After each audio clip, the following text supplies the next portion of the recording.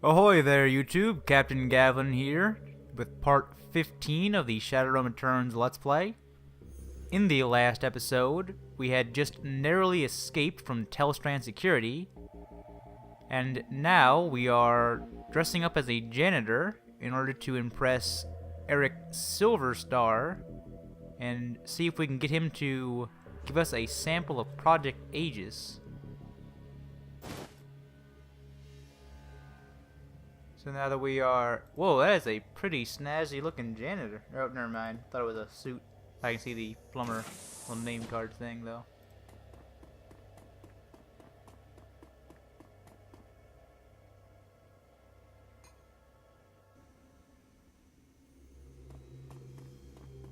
Oh, another elf. Hey. The supervisor has a look of a stuffer shack manager with delusions that he's on a career track rather than what he is, a disposable dime-a-dozen resource. Hey, there you are. I'm Steve Scott. I'll be your direct supervisor. Sorry I missed you when you first came in, but I only found out that you were starting an hour ago when you suddenly showed up in the system. Weird glitch or something. Normally, we'd watch an orientation trid and walk through our mission statement, but, well, it's going to be hard for you on your first day, but you're going to need to clean up some blood.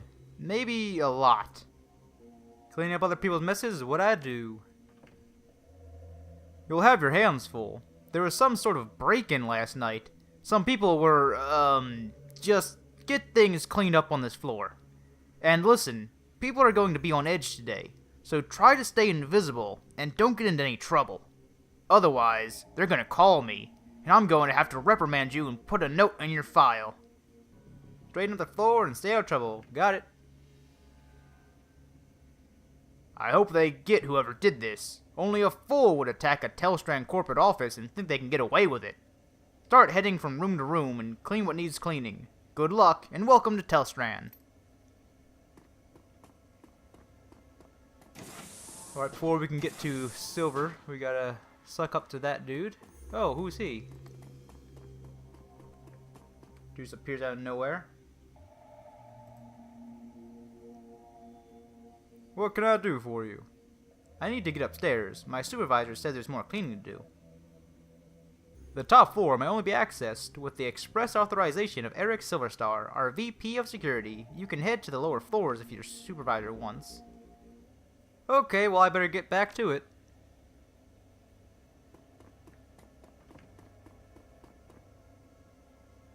Except we don't have anything to really clean up with. We're just a lone janitor with no mop or anything. How are we supposed to clean up this mess? Wait, I remember this area. This is where the turrets were. The two men are staring into the vent and shaking their heads. Look, Raoul. I know and you know there's nothing in that vent, but when I told that to Silverstar, he accused me of not wanting to crawl in there. Said that letting the company down by not displaying the corporate value of duty. The suit sure loves their mission statement and all that dreck, but today isn't the day for Telestrain Corps. Duty above all crap. Several of us did the ultimate duty last night. I guess we should be happy Mr. Telestrain isn't in today. Just get in there and take a look. I have to go upstairs and report. I'll do it for you, buddy. I'm a janitor. Let me do it.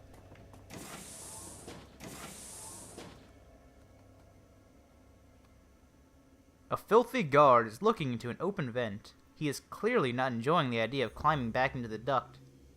Sorry I tracked that dreck over the floor. He shakes his head. Man, I can't believe what happened to the night watch. From what I can tell, looks like our guys got hit pretty hard. He shakes his head. Yeah, they chewed through those guys pretty good. Must have been pros. So, do you think you're done climbing the vents, chummer? I need to get this room done before I get in trouble. If anyone asks, you saw me in here, okay?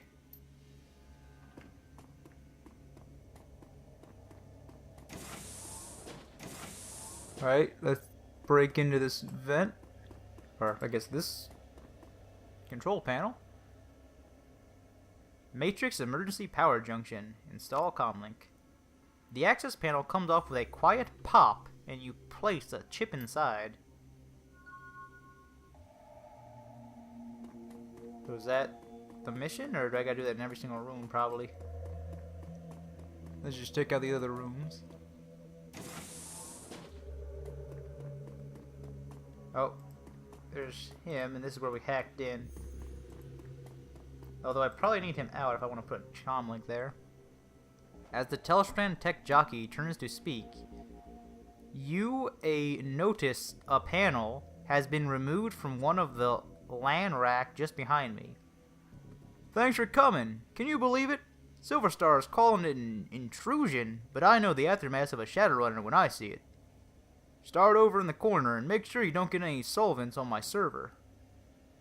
Soka, I get it. You never get the straight dope around here. He lets out a big sigh while shaking his head in agreement. I get it. Silverstar was already in here, hounding me. Like a Matrix tech could have stopped a decking intrusion. Now I've got to execute a full diagnostic on the LAN racks before he comes back with his security report. He told me this would be a good opportunity to demonstrate the Telestrain corporate values of efficiency. I think his investigation is going to be more about who to pin this on and more than finding answers. Do you think you could deck out for a smoke or something? It would be easier if I didn't have to clean around you. Oh, sorry, yeah, no problem. Just another day in paradise, right?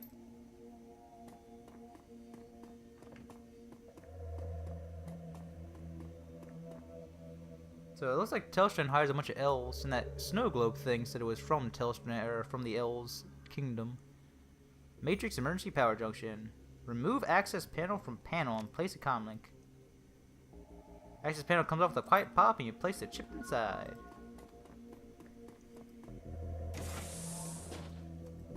So is there really going to be somebody in every single room we just gotta charisma our way out of? Or charisma our way past?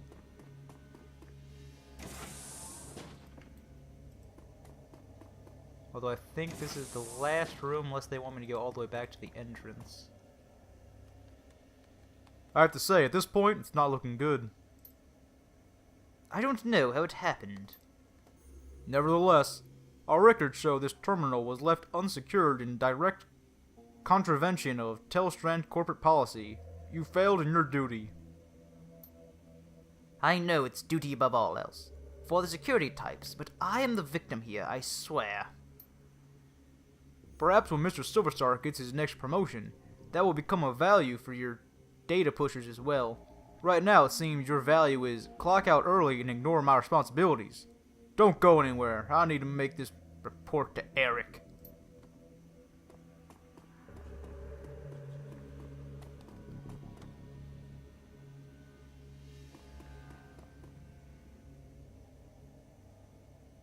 His hair goes over his shoulders, like down to his chest in the actual game, and in the thing it only goes to his neck. That's inconsistent, bruh. The wage slave is on edge. He's staring vacantly at his terminal with his hand on his face and fingers twitching nervously. What do you want? Can't you see I'm busy? Looks like you're in some real trouble, chummer. Buzz, unless you clean up a shattered career, leave me alone. But I need you to get out so I can put a comm link there. None of this will matter after I'm fired, out on the street, and eating dog food. Just leave me alone. I doubt if I just place a comm link in there, he's not going to notice.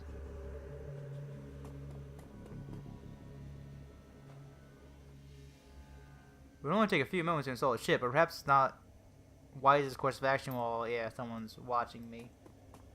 So I need to find a way to get him to come out of that room. Maybe if I talk to that security guard who was giving him some trouble. Let's go over there, see if we can find that security guard. Okay, so in order to get that grayed out thing, we need to put that last comm link there, but we're going to need to get that elf to come out of this room. How do we do that? There's nothing to interact. Oh, here, what this?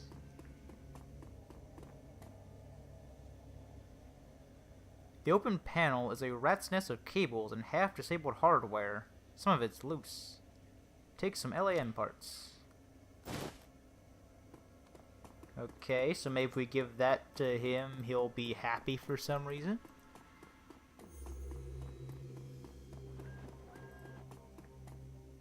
Want some LAN parts?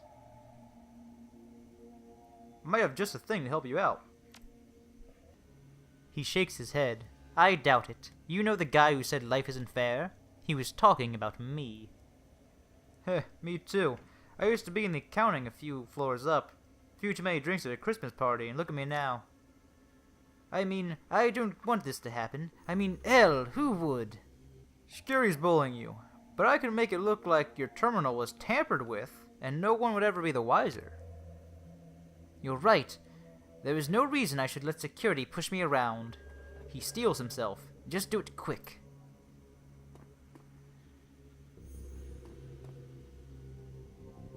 You place the cables and data chips around the terminal's casing. Thank you so much. I won't forget this when your review comes up. Hey, no problem, sir. Just glad I could help. Would you mind clearing out for a while? There's a lot to do. You bet. Just remember to keep this between us.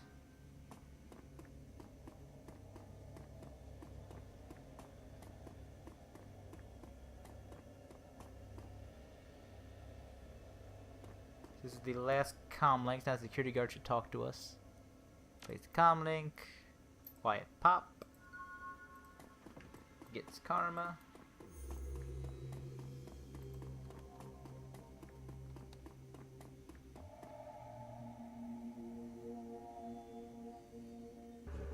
What can I do for you? I need to get upstairs. My supervisor says there's more cleaning to do.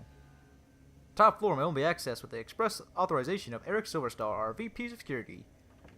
You can head up to the lower floors if your supervisor wants. Hey, I found all these chips on some of the matrix switch boxes. Is that important? The guard thinks for a moment and activates his comlink. He turns his back on you and has a brief conversation, then turns back. Mr. Silverstar wants to see you in his office immediately.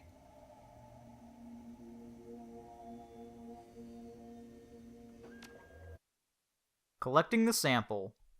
The brutish, dog-eat-dog existence of the slum dweller is a far cry from the quiet desperation and existential nothingness of a corporate wage slave. Yet after your time at Telestrain Industries, it's unclear which is more bleak. The elevator rises smoothly, its blanderized music assaulting you once again as you ascend to the executive floor. And your goal. So a janitor finds a potential security hazard. Instead of sending security guards to check it out, just send the janitor up, because obviously he knows a lot more about security than the security guards. There you are. It seems that some of my best are letting me down, and it's good to see that you're displaying one of the most important of my 3 key values. Well, it's duty above all, right? He laughs. Well, yes. That is the first value, and I'm glad more than those outside of security follow it. And from a janitor, no less. No, I'm speaking of the third and final value of vigilance, which seems to be sorely lacking around here. Thank you, sir. Well, rewards and punishment must be given where required. Now please start filling out the report on the datapad, and I'm afraid I must ask you not to sit in my chair given your attire. I need to go head downstairs and investigate your findings. I'll be right back. This guy's supposed to be a security nut, but he lets a janitor on his first day of the job be the only person in his room. Your comlink begins to ring. You pick up. So these paintings must be what all those expensive deliveries were. We don't have much time. I am tracking Silverstar, and he's already stepping off the elevator. I don't think the disguise will hold up much longer. I'll update you on the moment. Hurry, money.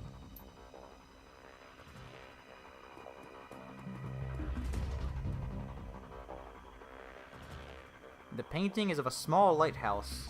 an intense storm and night perched on a rocky outcropping.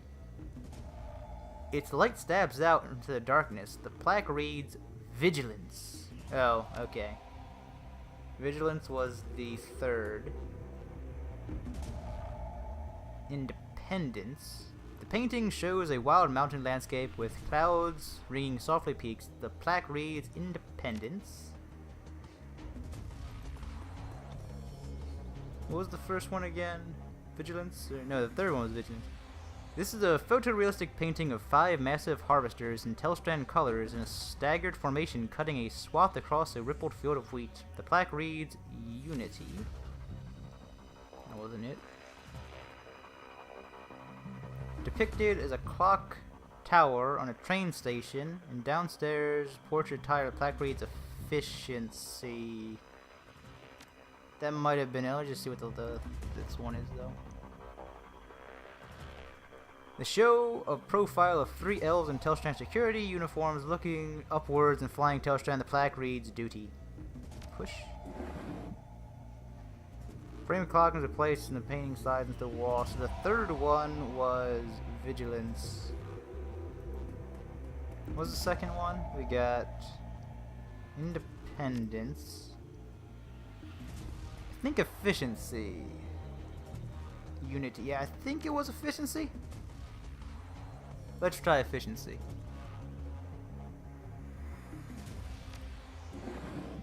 And he has a few guards, a tech worker, and a very nervous wage slave gathered in the boardrooms, and is beginning to question them. I think that means it was right. And here comes Vigilance.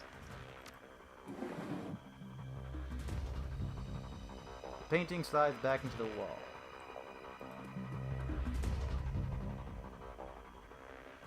There's an open bottle of expensive scotch and a single glass that appears to be half empty and half smoked cigar. Ooh, we didn't hear the 5th ones. This was Unity and Independence. Let's try. Oh, I can't use them anymore. So did I do it right? Here we go.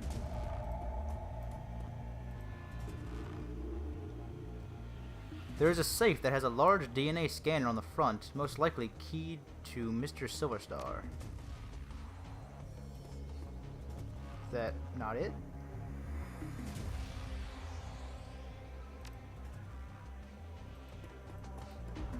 So did I do something wrong? So I can't interact with anything else. There we go, pick up the smoked cigar. Okay, we got his half-smoked cigar, because that's super important. Oh, it's DNA scanner. Put moist end of cigar on the DNA scanner. With a click and a faint hiss of escaping air, the safe opens. Great work, mon ami. The time for stealth has passed. It has sent off every alarm in this system, but I have unlocked the executive elevator, and your path is clear. Head to the elevator. Make your escape. That was really easy for someone who's supposed to be super paranoid and super set on security. He just left a janitor alone on his first day here. That is not secure at all. Hey, it's a restricted area. You can't go in there. Watch me, buddy. Wow, no resistance. Where's the security? This guy was paranoid. Just 2 guards say you can't go in there.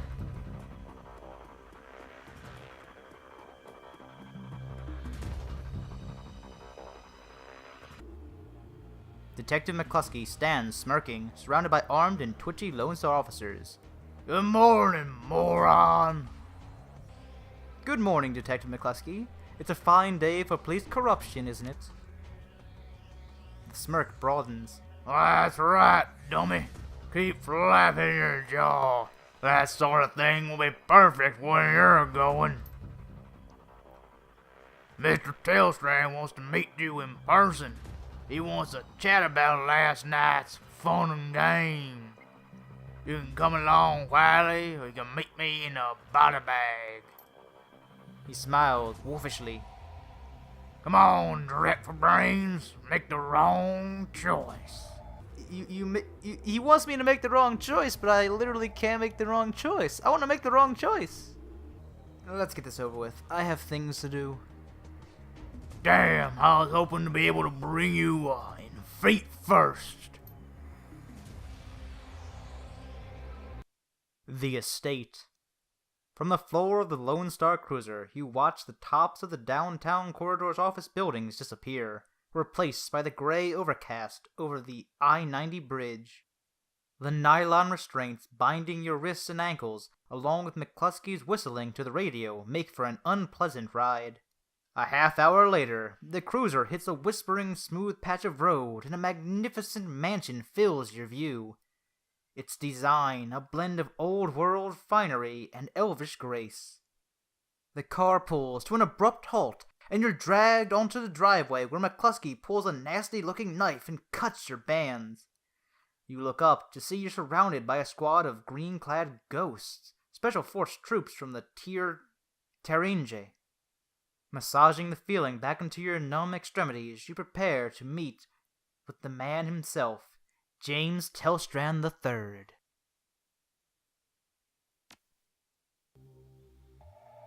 That's not Telestrain, that is Mr. Quolf.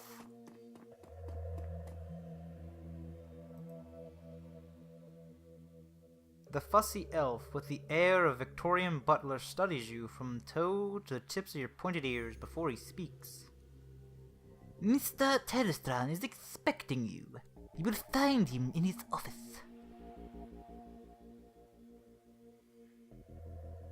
Thank you, Jeeves. He is not amused. Delighted to be of service. You may wait here for a moment to gather yourself before you enter Mr. Telestrain's office. Some people find that they need time to prepare themselves before meeting an elf of his stature. However, the upstairs is off limits to you, and the library is occupied at the moment. Do not tarry, though. Mr. Telestrain is not one to be kept waiting long. So I guess we can just run away from the police and they won't chase us or anything.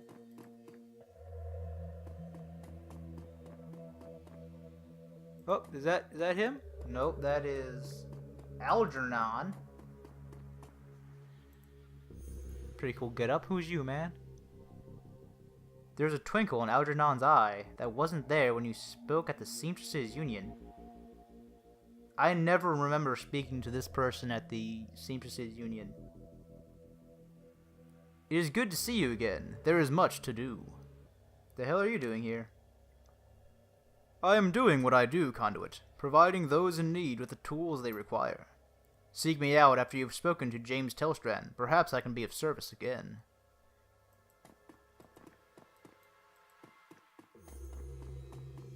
Can't... Wow. Stairs. The biggest enemy of Shadowrunners. Of course... he said something about the library. I completely forget where he said Telestrain was. I was too busy making a funny voice in my head for him. Can't talk to these people. So let's talk to McCluskey.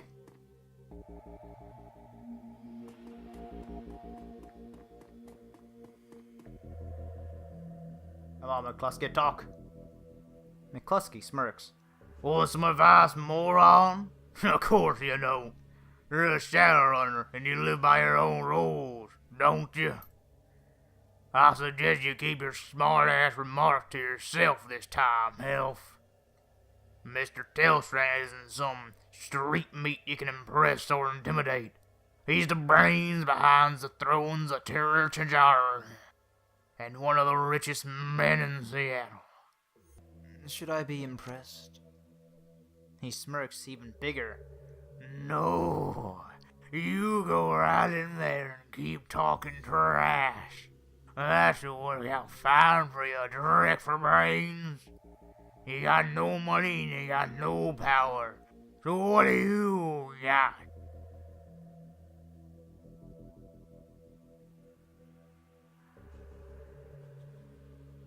I want to say free will, but I can't because I wanted to choose the wrong decision the last time I talked to McCluskey, but I couldn't use my free will to choose the wrong decision because all 3 options were the right decision.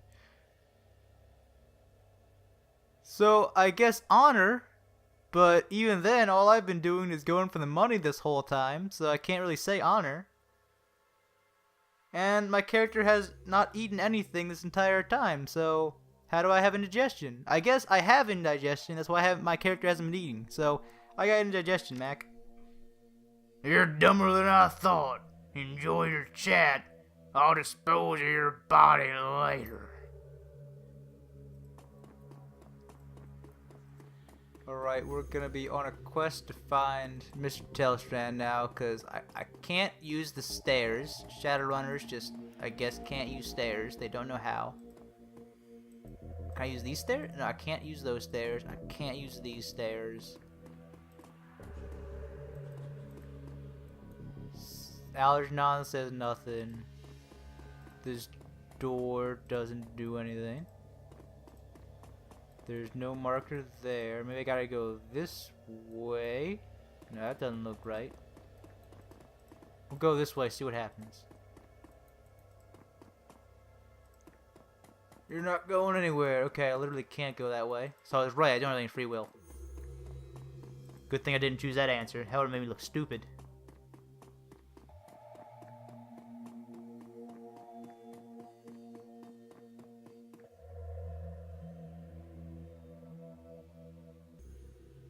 As you approach, James Telestrain III looks up from the computer screen.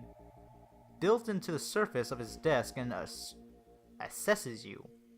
Calculating and cold, a practiced smile comes to his face. He vibes the kind of rich you don't get from Trivid. It's not the clothing or the trappings or the bow before your better's mansion. It's something else. The feeling that you're being categorized as a resource or a liability or a pawn. I have been reviewing the results of your visit to my Seattle office last night. I admit they are impressive. You have generated a considerable amount of damage to my office complex, killed or wounded many of my security personnel, and cost my Vice President of Security his job.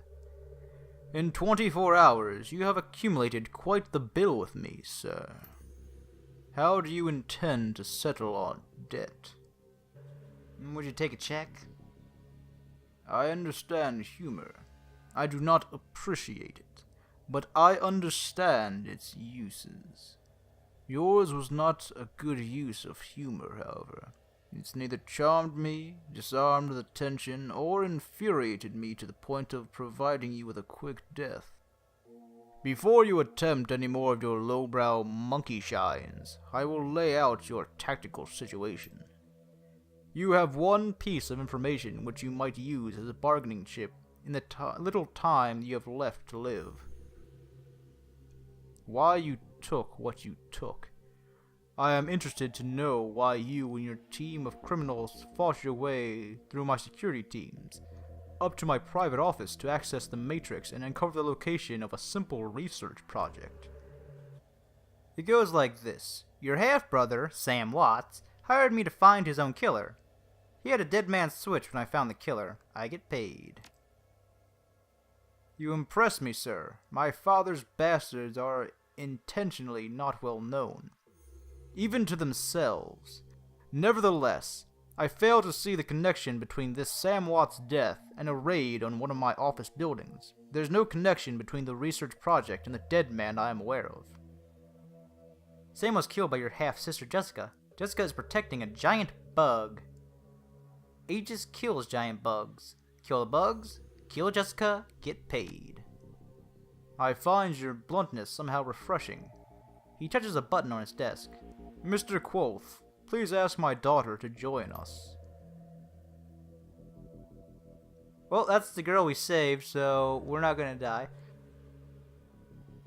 The young, pretty elf has dark circles in her eyes and a haunting expression on her face. She recognizes you instantly. It's you! You're the man who helped me escape from the Universal Brotherhood. How did you get here? Telestrain cuts in quickly. Thank you, Mary Louise. You have confirmed the identity of the rescuer and given me reason to forgive him for his trespasses against me. She looks hungrily for your help. I'm glad you're here.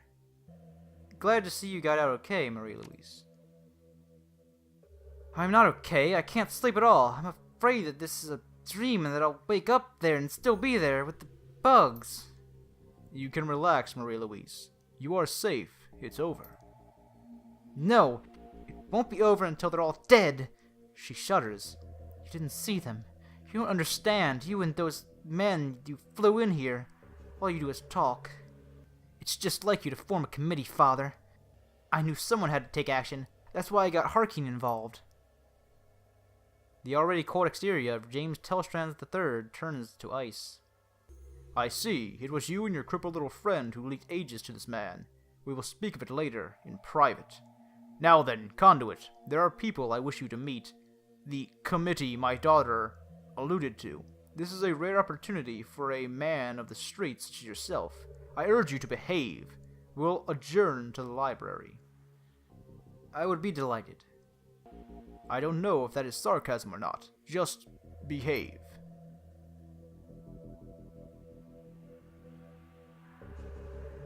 There's a weight in Telestrain's library, a sense of magnitude and purpose. You are no longer in the presence of mere wealth. You are in the presence of history.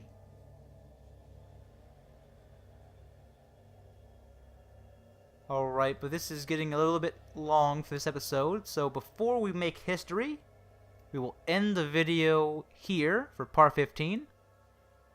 As always, if you enjoyed the video, please remember to comment, like, and subscribe to help the channel grow. And I'll see you next time when we make history.